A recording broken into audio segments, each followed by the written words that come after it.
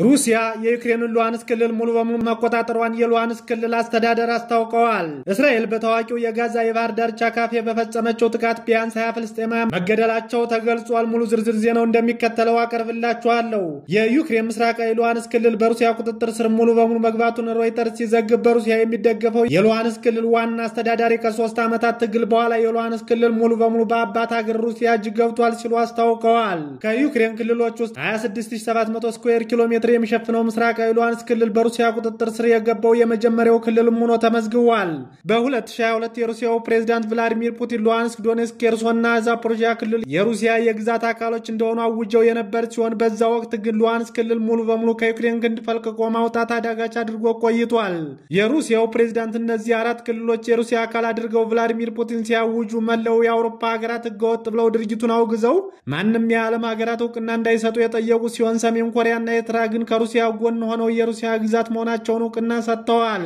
በሶቪየት ህብረት የተወለደው የሉሃንስክ ክልል አስተዳዳሪ ሆኖ በሞስኮ የተሾመው ሊዮኒድ ፓሴችኒክ ክልሉ 100% በሩሲያ ስር መግባቱን ለሩሲያ የዜና አገልግሎት ገልጸዋል። ዩክሬን በሩሲያ የተያዙባት ግዛቶች በኃይልና በህገወጥ መንገድ ማወጇን አውግዘው መቼም ቢሆን የዩክሬን ግዛቶች ለሩሲያ አሳልፈን አንሰጥም፣ እውቅናም አንሰጥም ስትል አስታውቃለች።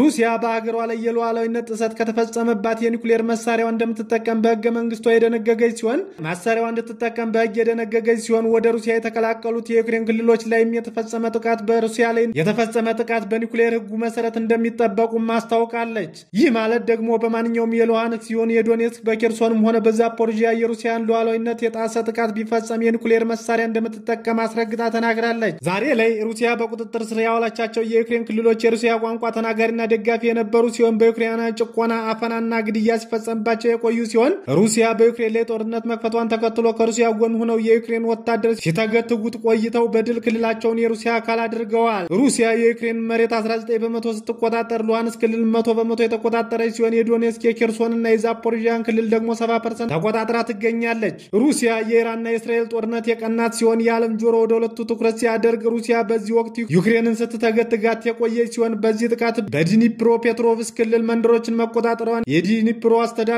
አስታውቋል። ሩሲያ በምስራቅ ማዕከላዊ ዩክሬን ለመጀመሪያ ጊዜ መንደሮችን መቆጣጠሯን የሩሲያ ወታደር ጦማሪ ሲዘግብ በደቡባዊ ዶኔትስክ ክልል በዩክሬን ሩሲያ ጥቃት የደረሰባት ሲሆን በዚህ ጥቃትም አንድ ሰው እንደተገደለባት ተዘግቧል። ሩሲያና ዩክሬን የሰላም ስምምነት ንግግር እያደረጉ ቢገኙም እስካሁን አንድም እንኳን ስምምነት አለመድረሳቸው ሲታወቅ ሩሲያ ይህን የሰላም ንግግር እያደረገችም ቢሆን የዩክሬን መንደሮች እየተቆጣጠረች ትገኛለች። የዩክሬን ዲፕ ስቴት ካርታ እንደሚያሳየው ሩሲያ 113588 ስኩዌር ኪሎ ሜትር የተቆጣጠረች ሲሆን ከዚህም ውስጥ በዚህ 2 ወር ብቻ 943 ስኩዌር ኪሎ ሜትር ተቆጣጥራለች። የሩሲያ የዜና አገልግሎት አርአይ የሩሲያ ወታደሮች በዲኒፕሮ ፔትሮቭስክ ክልል የዳሃኔን መንደር መቆጣጠራቸውን ዘግቧል።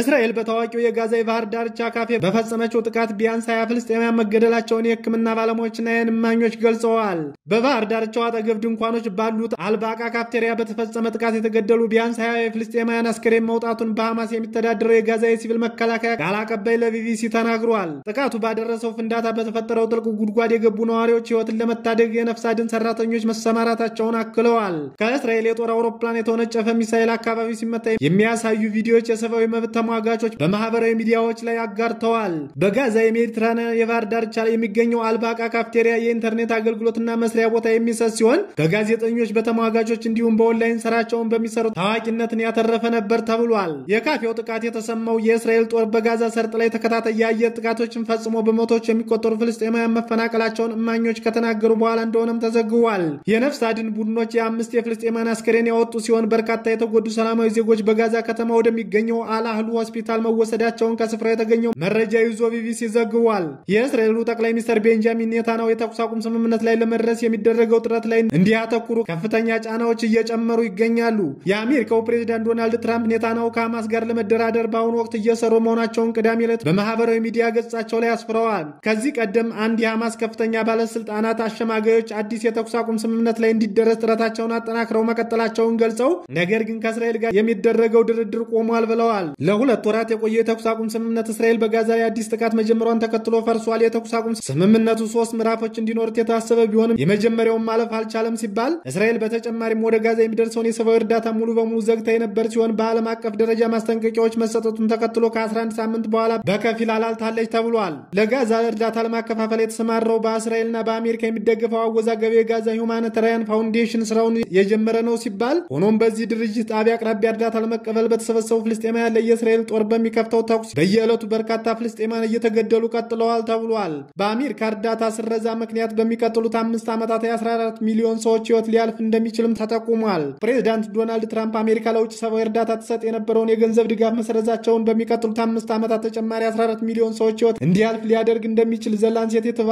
ተቋም የህክምና ሪፖርት ጠቁሟል። ካለ ዕድሜያቸው ህይወታቸውን ከሚያልፉ ውስጥ ሲሶ ያህሉ ህጻናት መሆናቸውን የጥናቱ ግኝት ሲያሳይ፣ የውጭ ጉዳይ ሚኒስትር ማርኮ ሩቢዮ ባለፈው መጋቢት የፕሬዚዳንት ትራምፕ አስተዳደር በአሜሪካ ዓለም አቀፍ ተራድኦ ድርጅት የሚሰጡ 80% መርሃ ግብሮችን መሰረዙን ተናግረዋል። ከጥናቱ ጸሐፊዎች መካከል አንዱ የሆኑት ዴቪድ ራስላ ለበርካታ ዝቅተኛና መካከለኛ ገቢ ላላቸው ሀገራት ውጤቱ ከዓለም አቀፍ ወረርሽኝ አሊያም ከግዙፍ ግጭት ጋር የሚነጻጸር ነው ብለዋል። የረድኤት ድጋፍ ባለፉት 2 አስርተ ዓመታት በተጋላጭ ህዝቦች ጤና ላይ የታየው እድገት በአፋጣኝ እንዲገታ ወይም ወደ ነበረበት እንዲመለስ አደጋ ደቅኗል ሲሉ በባርሴሎና ዓለም አቀፍ ጤና ኢንስቲትዩት ተመራማሪ የሆኑት ዴቪድ ራስላ አክለው ተናግረዋል። ከ133 ሀገራት የተገኘው መረጃ የተመለከተው የተመራማሪዎች ቡድን በግመተው እንደ አውሮፓውያን አቆጣጠር ከ2001 እስከ 2021 ድረስ በማደግ ላይ ባሉ ሀገራት የዩኤስአይዲ ድጋፍ 90 ሚሊዮን ሰዎችን ከሞት የታደገ ነው ተብሏል። ተመራማሪዎቹ ከወራት በፊት በአሜሪካ መንግስት ይፋ የተደረገው 83% ድጋፍ መቀነስ የሞት ምጣኔን ከፍ እንደሚያደርግም ግምታቸውን አስቀምጠዋል። በሚቀጥሉት 5 ዓመታት የእርዳታ መሰረዙ ህይወታቸውን መታደግ እየተቻለ 14 ሚሊዮን ሰዎች ወደ ሞት ይመራል ተብሏል። ይህ አሃዝ ከ5 ዓመታት በታች የሆኑ 4.5 ሚሊዮን ህጻናት ጨምሮ ሲሆን ይህም ማለት 700,000 ህጻናት በየዓመቱ ህይወታቸው ያልፋል ተብሏል። ከዚህ ቀደም በቢሊዮነሩ ኤለን መስክ ይመራ የነበረው የትራምፕ አስተዳደር ወጪ ቅነሳ መስሪያ ቤት የፌዴራል ሰራተኞችንም የመቀነስ ዓላማ የሰነቀ መሆኑ ይታወቃል።